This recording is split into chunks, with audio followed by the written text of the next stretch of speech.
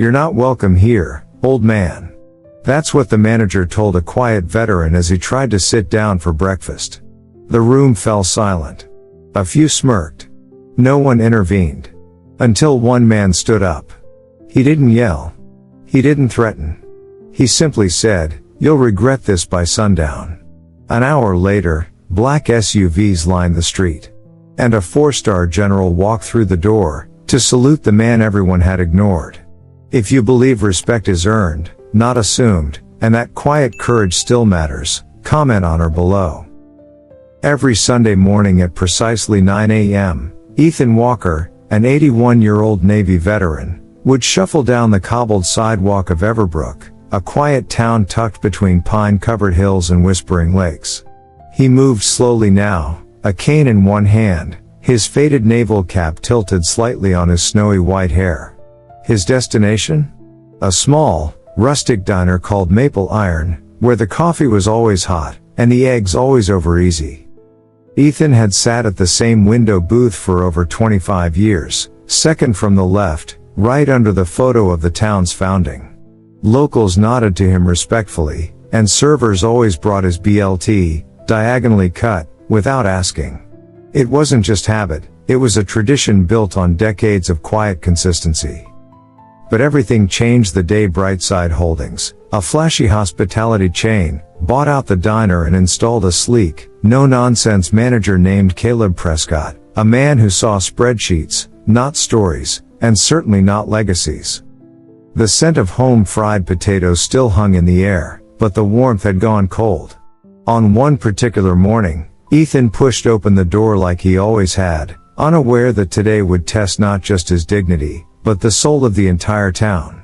As Ethan stepped through the familiar doorway of Maple Iron, a sharp breeze followed him in. The usual clink of cutlery paused, mid-air. The laughter at the counter stilled, like a needle skipping on a vinyl record. Something was off. Gone were the familiar faces. The waitresses who knew how he liked his coffee, strong, 2 sugars, no cream, had vanished. Behind the counter stood strangers in starched uniforms. Most looked too young to remember a world before Wi-Fi. And at the front, clipboard in hand, stood Caleb Prescott, the new manager. Caleb's eyes narrowed at the sight of Ethan. His gaze slid down to the worn service boots and the faded naval jacket with a frayed patch on the sleeve. He didn't see a veteran. He saw a disruption to his carefully curated target demographic. "Can I help you, sir?" Caleb asked, voice crisp, like he was already preparing to refuse. Ethan smiled gently. "Just here for my usual booth." Caleb stepped in front of him. "Unfortunately, we're at capacity right now." Ethan glanced at the half-empty diner, eyebrows furrowed. "I don't mind waiting. This is where I always." "Move it along, Grandpa," Caleb muttered under his breath but loud enough to sting. "You're scaring the customers." The words hung in the air like a slap. Conversations died. Coffee cups froze mid-sip. Some patrons looked away. Others chuckled awkwardly, as if discomfort could be laughed off. Ethan froze. His hand trembled slightly around the curve of his cane. His back, once straight with military posture, slumped further as a flush of shame crept across his face. He wasn't one to argue. Not his generation. He'd endured worse in silence. But this cut deep. Just as he turned to leave, boots scraping softly on the tiled floor, a chair scraped back from the far corner. Lucas Hale, a man in his mid-40s with the quiet confidence of someone who had seen both chaos and calm, stood up. Wearing a simple flannel shirt and jeans, he looked like any other local. But there was something in his stance, measured, deliberate, that drew every eye in the room. He didn't speak right away. He simply walked over and placed himself between Ethan and Caleb, his presence calm but unshakable. "Is there a problem here?" Lucas asked, voice level but edged in steel. Caleb's expression wavered. "Just explaining our seating policy too." "I heard what you said," Lucas cut in. Then, turning to Ethan with something like reverence, he said, "Sir, would you honor me by sharing a booth and a cup of coffee? Ethan blinked, surprised. I don't want to cause trouble. No trouble at all, Lucas replied. Then, louder, it would be my privilege. Together, they walked toward the booth that had always been Ethan's. And as they sat, the air in Maple Iron began to shift. Respect, once lost, had started to return. Caleb Prescott hadn't finished. As Lucas and Ethan settled into the booth, the manager approached, his fake smile stretching thin over clenched teeth. Sir, Caleb began, voice tight, as the manager here, I have the authority to. Lucas didn't even look at him. He lifted his gaze with quiet command. You'll regret this by sundown. There was no anger in his voice. No threat. Just a calm certainty that made Caleb flinch as though struck. The words hung there, strangely final. Caleb scoffed, trying to regain composure. What? You gonna leave a bad Yelp review? Call the Better Business Bureau? Lucas said nothing. He just offered a small, cryptic smile, one that spoke of knowledge beyond Caleb's comprehension, and turned his full attention back to Ethan. The message was clear, Caleb no longer existed in the room. Vietnam?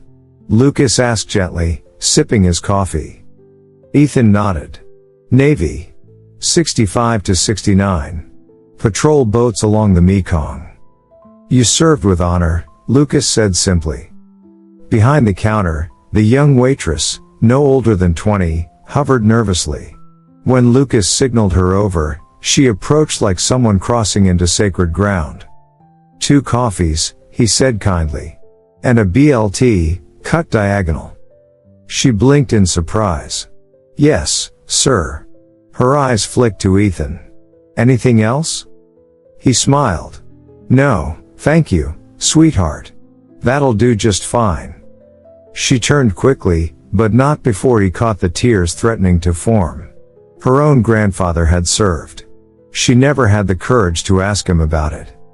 For the next 30 minutes, Ethan and Lucas talked softly, about fishing, about autumn's arrival, about life.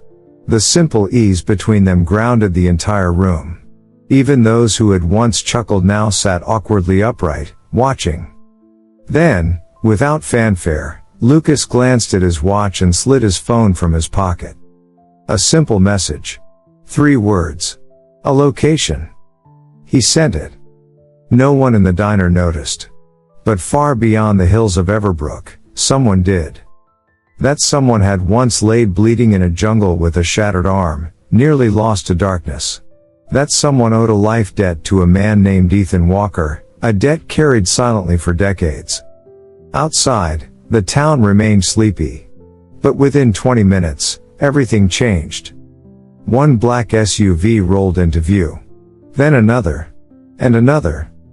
By the time the 6th had parked along the curb outside Maple Iron, the diner had fallen completely silent.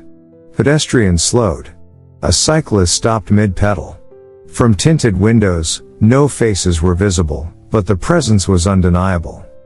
Inside, Lucas checked his watch again and said, almost offhandedly, should be about time. Ethan looked confused. Time for what? The diner's entrance bell jingled once more.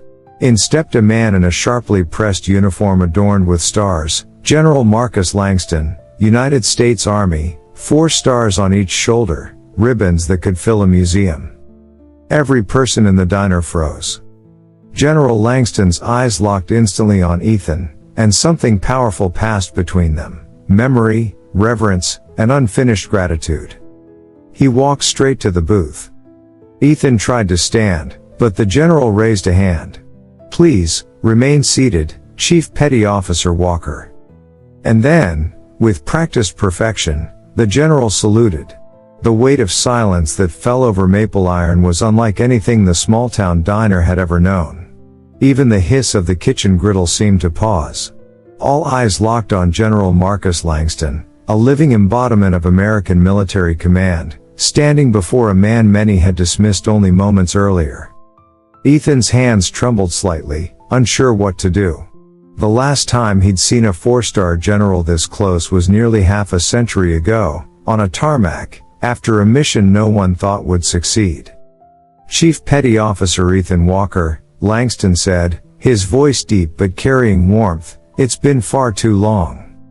Still stunned, Ethan looked up. "General, this is unexpected."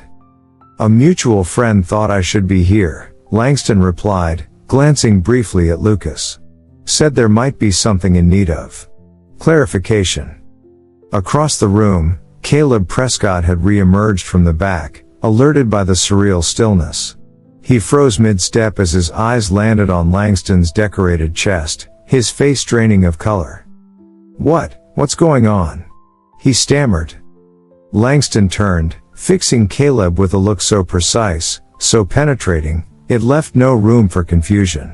"What's going on," he said, "is I'm paying respect to the man who pulled me and 14 others out of a kill zone in '68. A man who, with shrapnel in his thigh and no backup, refused to leave anyone behind." The words shattered the fragile illusion Caleb had tried to create, of authority, of superiority, of control. "You saw an old man in a worn jacket and assumed he had no value?" Langston continued, his voice never rising, yet hitting harder than a shout. "You didn't ask who he was. You just made a decision based on appearances." Caleb swallowed hard. "Sir, I didn't know." "You didn't want to know?" Langston interrupted, every syllable cutting with surgical precision. "That's the problem." The room shifted. Customers began to sit straighter. Some stood. An elderly man in the far corner, wearing a ball cap stitched with Korea vet, raised his hand in silent salute. Across from him, a woman wiped her eyes with a napkin. Even the teenagers who had snickered earlier now looked down at their plates, ashamed. The young waitress returned to the booth with fresh coffee, her hand slightly shaking. "No charge, sir," she whispered to Ethan. "My grandfather served too. He never talked about it. But, thank you." Ethan nodded quietly, too moved to speak. Langston took a seat beside him. "It's time your story got told, Chief. It's long overdue." Lucas remained silent, eyes calm, hands folded. He didn't need to say anything. His work was already done. The truth had spoken for itself. Outside, townspeople gathered on the sidewalk, murmuring, pointing at the long line of black vehicles. The news had already started spreading. Inside, something more profound had taken root. No one saw Ethan Walker as just an old man anymore. They saw a hero.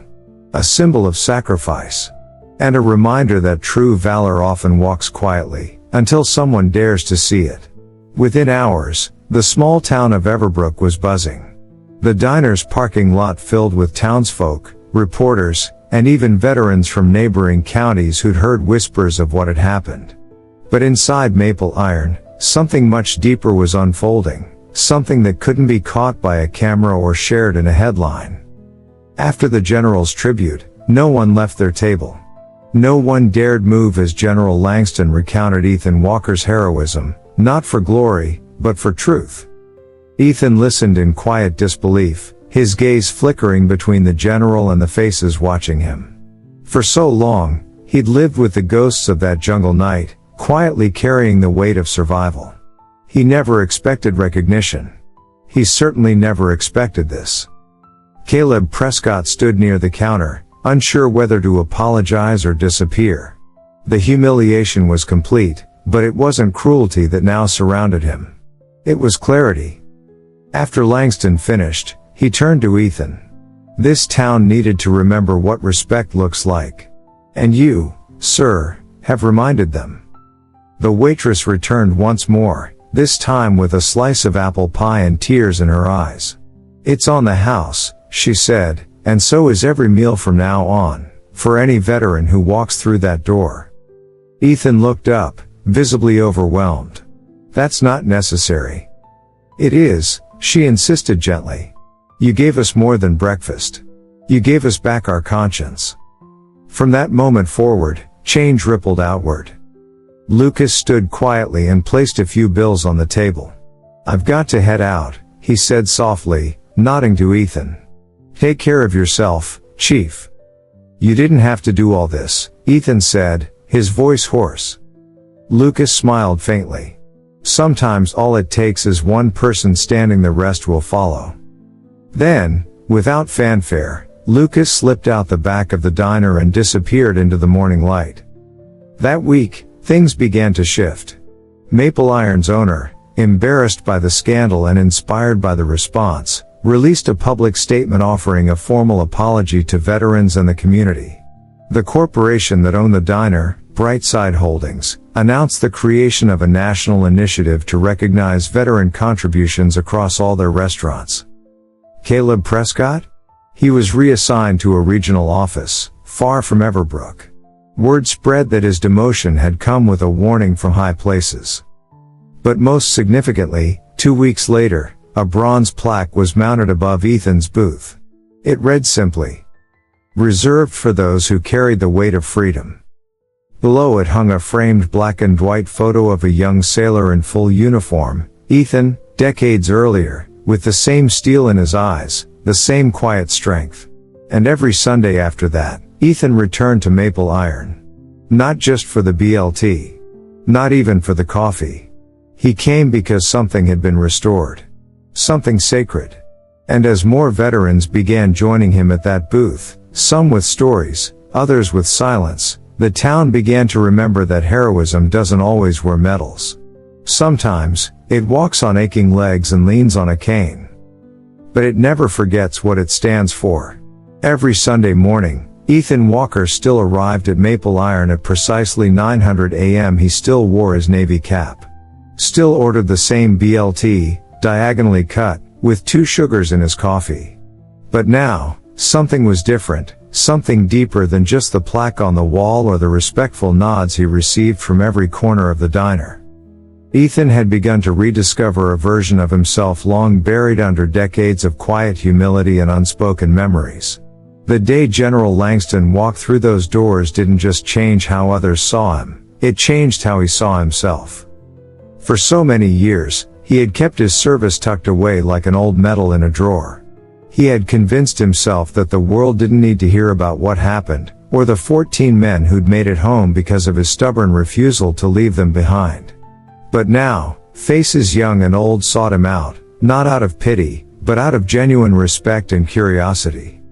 Veterans from nearby towns began showing up, drawn by the story they'd seen on the news or heard through whispers. Some came in wheelchairs, others with medals pinned neatly to jackets that had been untouched for years. One brought his teenage grandson. Another drove 4 hours just to shake Ethan's hand. And Ethan received them all, not as a hero, but as a brother. The waitress who had once been too nervous to speak now sat with him between shifts, asking him about river patrols and what the Mekong Delta smelled like at dawn. He told her it was a mix of rain, diesel, and something else he couldn't quite name, but missed every day. Outside the diner, the ripples continued. The hardware store began offering veterans discounts. The local high school invited Ethan to speak at a history class, something he initially declined, but then accepted, if only to talk about the importance of standing up for others. And still, a second seat at his booth remained empty, reserved quietly, reverently, for the man who had stood between him and humiliation that Sunday morning. Lucas Hale never returned. But Ethan often glanced toward the door, as if expecting him to walk back in. Sometimes, he imagined it. Most of the time, he just smiled softly and said nothing. The greatest change was not in Ethan's routine, but in his spirit. The weight he'd carried for so long no longer felt like a burden. It felt like legacy. And for the first time in a long time, he understood that his life wasn't something to be hidden in the past. It was still shaping the present, and inspiring the future. A season passed. Leaves turned gold and amber in the streets of Everbrook, and still, every Sunday morning, Ethan Walker arrived at Maple Iron.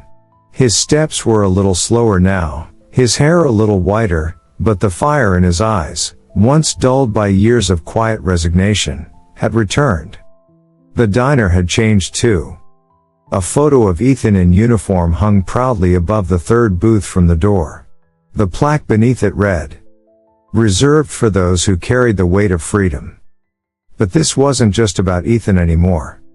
The empty seat across from him, forever reserved for the man who had stood up, remained untouched.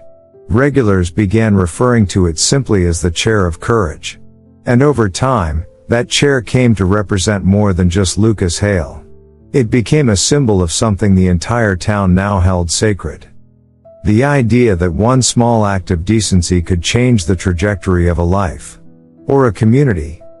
Veterans came from miles away, not just to meet Ethan, but to sit near that table, to feel a part of something real. Parents brought their children and whispered stories of bravery and quiet strength. Teens who once laughed at the old man with a cane now offered to hold the door or carry his tray. Even the mayor visited one morning, presenting Ethan with a key to the town. Not for what you did in the war, he said, voice trembling, but for what you reminded us of. And Ethan? He never made speeches. Never sought the spotlight. He simply showed up, offered a firm handshake and a warm smile, and listened. He knew that sometimes, the greatest impact wasn't made through grand gestures, but by showing up, week after week, with dignity. On Veterans Day, Maple Iron was packed wall to wall. All meals were served free to any veteran, not as charity, but as acknowledgement. No speeches. No cameras.